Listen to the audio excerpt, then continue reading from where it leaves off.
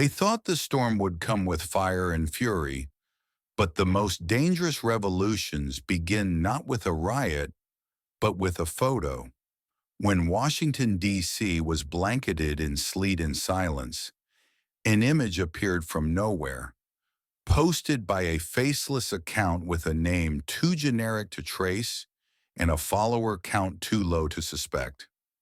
It showed Judge Hannah Dugan, her black robe pristine, being led in handcuffs through a snowy courthouse parking lot.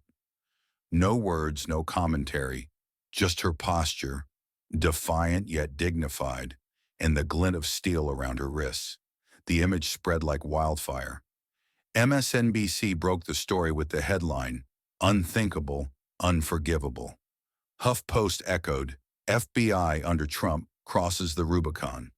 The Atlantic joined the chorus, "The day judicial immunity died." Before long, the narrative had metastasized. Senator Chris Van Holland, seated in his Capitol Hill office with sleeves rolled up and eyes narrowed like a surgeon before a cut, leaned back and muttered to his aide, "If this is real, and it feels real, we don't need an investigation. We need a message." The aide, fingers flying across a keyboard, whispered, "We've got CNN booked. Say the word." Van Holland didn't blink. "Book it. Find out who authorized that arrest. I want fingerprints, clearance levels, everything. And keep the name Patel flagged. If this smells like him, I'll burn him on live TV." Across town, in a black-windowed federal building with a constant hum, FBI Director Cash Patel stood beside a floor-to-ceiling board of names and strings, cold, clean, methodical. A junior agent entered, holding a tablet. "Sir, you've seen this?" Patel took the tablet, glanced at the image, then handed it back. "Pull the network logs from the past 72 hours. I want access trails, download timestamps, device fingerprints. Quietly, no chatter. And do not, under any circumstances, issue a press statement." The agent hesitated. "Not even a denial?" Patel looked him dead in the eye. "Especially not a denial. That's how you tell them we're scared. I'm not." Meanwhile, across digital airwaves, independent journalist Glenn O'Connor went live from his cluttered home studio, camera tilted just enough to feel authentic. "Here's what they're not telling you. This isn't about whether the judge deserved it. It's about why that image was leaked with that framing, that clarity. You don't stumble into a shot like that. It was staged. And you know what's scarier than a state that arrests judges? A system that scripts it." In a moment clipped, reposted, and memed within hours, he leaned forward and whispered, "Don't ask who leaked it. Ask who benefits when you see it." Van Holland took the podium outside his Senate office, flanked by two flags, a podium seal, and just enough frost on his collar to suggest he hadn't slept. He spoke slowly. "The American people woke up to an image they should never have seen. This is more than optics. This is erosion. If the FBI cannot explain this, then we will." He paused, staring into the cameras. "We are requesting an emergency hearing. Not tomorrow, not next week. Now. Justice must be protected, even from those who claim to uphold it." Inside the bureau, Patel watched the press conference, arms crossed. He turned to his deputy. "He's fast. He always was. Let's see how fast he runs when the truth starts breathing." The spark had caught, but this fire had fuel. While the public believed Judge Dugan's arrest triggered the emergency hearing, insiders knew better. The image stirred the pot, but what forced the Senate Judiciary Committee to act was opportunity. And Chris Van Holland understood opportunity better than anyone. In his media operations room, Van Holland's lead researcher, Emily Knox, stood before a 70-inch screen displaying two clips. On the left, Cash Patel smiled on a Steve Peters podcast, nodding as the host ranted about a deep state cabal controlling D.C. On the right, Patel under oath, denying any affiliation with Peters. "No, I've never knowingly appeared on his platform or engaged with him in any form." Emily turned to Van Holland, her voice dry. "This isn't political anymore. This is perjury, federal, punishable." Van Holland stared at the screen, then folded his arms. "Finally, a crime we don't have to convince the media to believe in." He turned to his aide. "Call Ranking Member Durbin. Tell him I'm invoking Article 6, requesting an oversight hearing. I want Patel's badge on that table by Monday." His voice sharpened. "I don't care if we arrest judges, agents, or priests. If we let a liar run the bureau, we might as well shut it down." What made this strategic was not just the clip, but how they found it. Patel's denial, buried in a lengthy session months earlier, had gone unnoticed until Emily's team cross-referenced his 8 podcast appearances, all time-stamped and traceable through digital archives. They didn't need to manipulate anything, just line it up. Meanwhile, at the DOJ's Internal Review Center, Patel rewatched his own testimony, headphones in, posture tense. The question had been vague, the phrase associated with legally elastic. Did he lie? Not exactly. Did it sound like he lied? Absolutely. An aide entered hesitantly. "Sir, there's talk they might invoke Article 6. It won't be about the photo anymore." Patel nodded without turning. "Because a photo breaks a narrative, but perjury breaks careers." He paused, adding with quiet cynicism, "Let them come. They need the theater more than the truth." Glenn O'Connor's next live stream hit a different note. He pulled up advised by Van Holland's pack, dated days before the photo leak, with the invoice description, "Pre-roll digital asset, keyword FBI scandal." "You're telling me the man shocked by the arrest had already paid for the fallout?" O'Connor leaned in. "They didn't react to the leak. They predicted it. And when that wasn't enough to justify a hearing, they found a 15-second clip buried in C-SPAN archives. That's not outrage. That's orchestration." Van Holland's office sent an official memo to the Judiciary Committee. Oversight hearing into the ethical fitness and truthfulness of FBI Director Patel. Grounds falsified testimony under oath, April 2023. Potential perjury, Section 1621, U.S. Code. Purpose: to restore institutional integrity and public trust in federal law enforcement leadership. Van Holland reviewed the draft and muttered, "This isn't about the judge.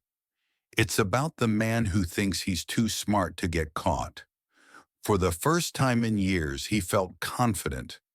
You can spin a photo, but you can't spin sworn words. The hearing chamber was flooded with artificial light, humming microphones and controlled chaos. Live streams ran across C-SPAN, YouTube, Facebook, and TikTok, where Van Holland's statements racked up views. The chairman gavelled in, the sound echoing like a duel's first shot. Van Holland entered like a general, his suit dark, tie blood red, face unreadable. His words dripped with intent.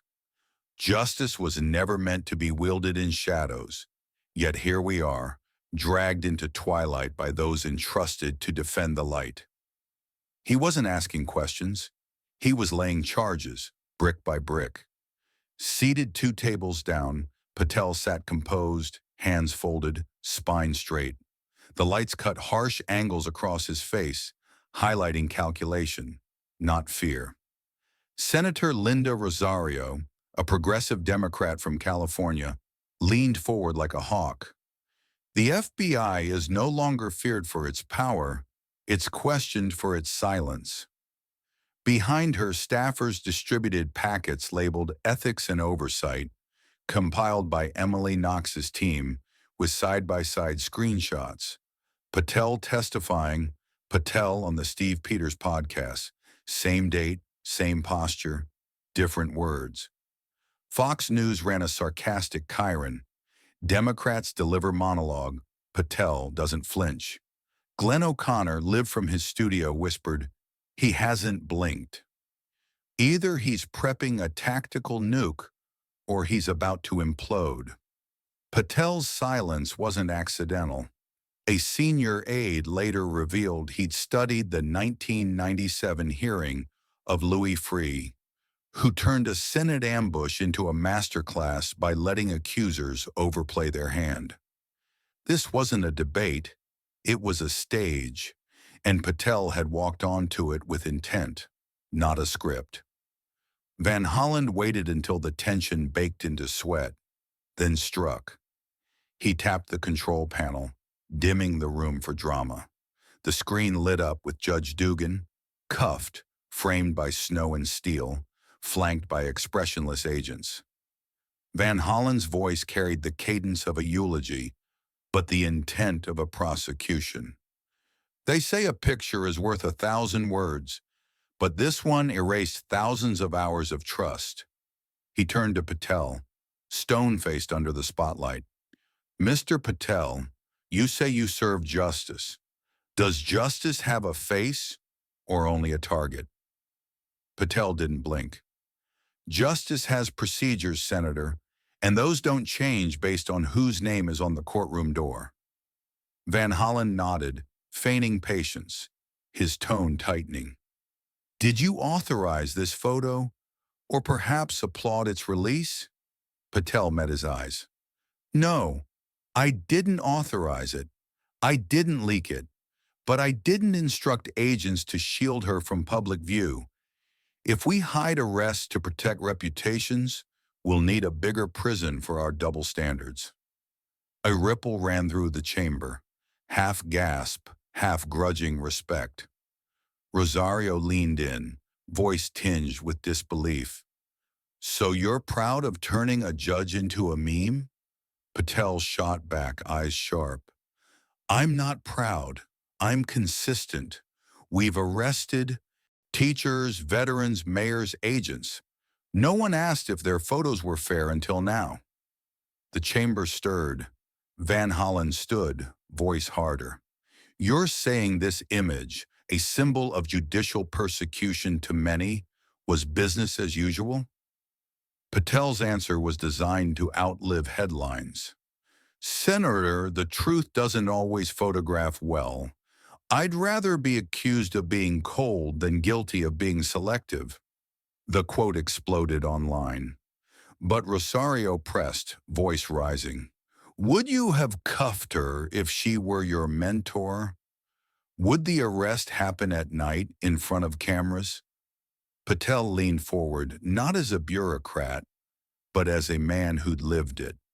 "I was arrested in college for something I didn't do. The cuffs didn't care about my GPA or my race. They locked. I still believe in the system because the problem isn't the handcuffs. It's who holds the key and whether they're accountable too." The silence wasn't respectful, it was stunned. Van Holland exhaled, lips curling into something colder than a smile. "Good lines, but they won't save you from the tape." A media aide tapped the screen, loading Clip 7, Perjury Composite. The trap was set. The screen shifted, replacing Dugan's image with a C-SPAN clip. Patel appeared months earlier in the same chamber, hand raised under oath.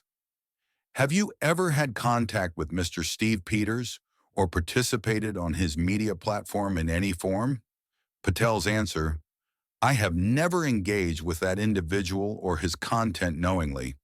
Then a jarring cut. Patel on Peters' podcast, 6 times, speaking, nodding, laughing. Each clip screamed contradiction. Van Holland leaned back, letting the footage hover. Director Patel, your integrity isn't questioned because of optics, but because of contradiction. This chamber was promised truth under oath, and you delivered theater. Patel moved, just a sip of water, but his fingers trembled enough for the camera to catch. Glenn O'Connor, live, whispered, "That's it." One tremor, not a collapse, but enough to shake perception. The hashtag number FBI in flames exploded, a side-by-side comparison of Patel's denial and podcast grin hitting millions of views.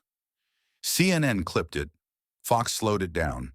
The Daily Beast's push alert read, "Perjury bombshell, Patel caught on tape." He wasn't convicted, but he was branded. Patel didn't reach for rescue. He reached inward. "Senators," he began, voice grounded, "I've worn these clothes before. Not this suit. The presumption, the silence, the guilt before proof." Confusion flickered across faces. He continued, "In 2017, I was flagged in a classified leak probe, a footnote in a memo I didn't write, didn't read. Once you're whispered about in the right rooms, you're guilty by proximity, invisible by design. I lost my clearance without appeal, barred from the West Wing without a hearing. When my father was dying, I watched the sunset through a video call because the bureau I now lead once called me unfit to fly commercial airspace." No one moved. Patel straightened, not posturing, but owning the floor. "Since I was confirmed, I've overseen 3,217 prosecutions. We indicted 84 judges, not one reversed for misconduct. Every defendant, from traffickers to embezzlers, got the protections I was denied. This committee says I lied. But is it lying if the question was designed to be misunderstood? Is it perjury if the accusation comes from edits, not context?"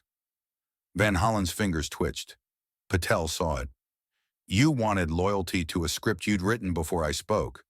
You say I need trust, not data. But trust without data is belief, and we're not in church." The line detonated across the press row. Laptops opened. Staffers exchanged glances. TikTok editors clipped it in real time. "Truth doesn't require belief," Patel said, fully composed. "It requires your audit. I didn't come to be saved. I came so you'd remember what accountability looks like when it's not curated by consultants." The chamber fell silent, a recalibration. The audience expected a fall. Instead, they saw a man rise, forcing introspection. The screen flickered, not by a senator's request, but Patel's.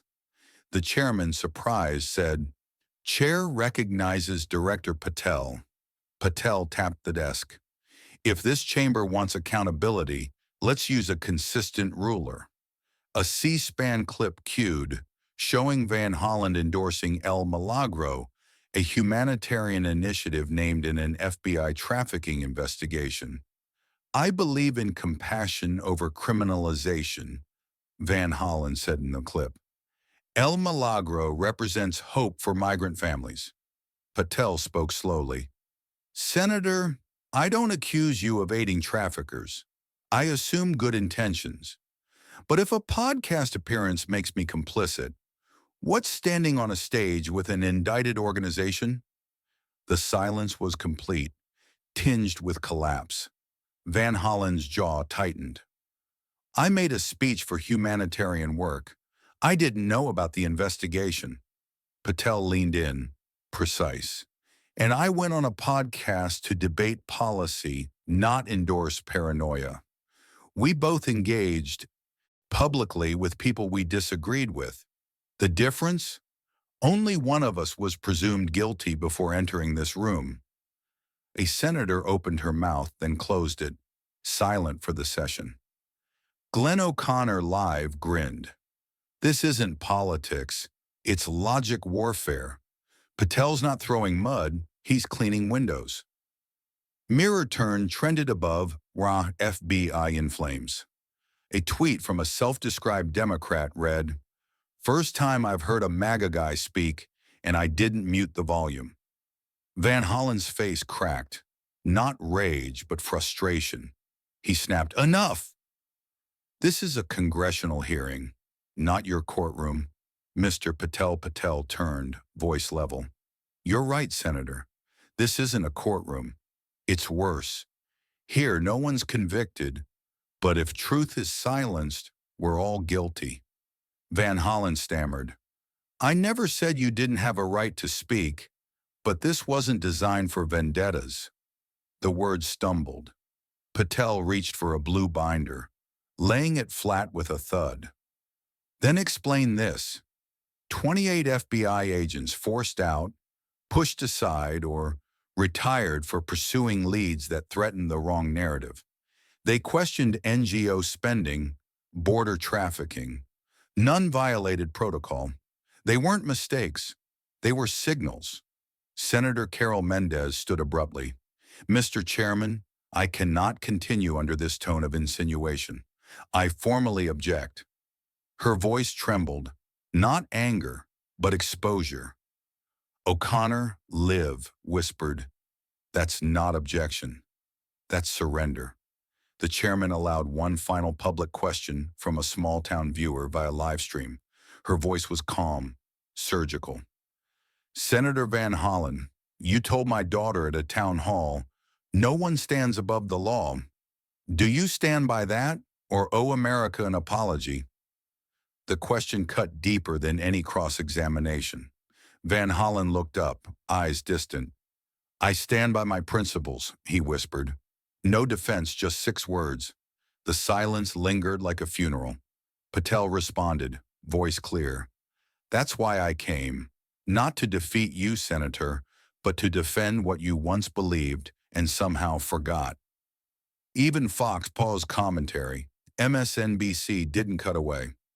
Outside, protesters held signs reading, "No fascism in federal power," but cracks appeared. One protester, shaken, told a camera, "I came thinking Patel was the villain, but I'm not sure anymore." Van Holland gathered his papers, walked out, no applause, no escort, emptied by accountability. Patel stepped into a corridor blazing with press lights. A journalist's voice broke through, sincere. "Mr. Patel, do you feel vindicated?" He paused, answering with finality. "I don't need vindication. I needed the room to hear the whole sentence." Within days, the FBI's acting deputy director issued a memo reopening 17 shelved cases linked to whistleblowers. The memo, leaked to media, sent shockwaves across federal departments.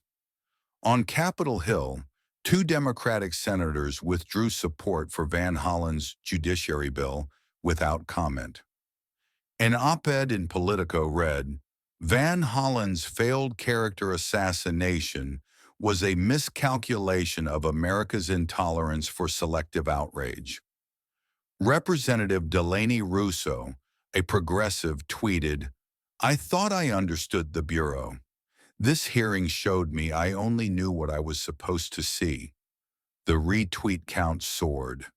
Patel declined interviews, vanishing from headlines. A line scrawled on a press pool whiteboard, credited to an anonymous aide, lingered. "Truth doesn't knock down the door. It waits at the threshold until someone lets it in."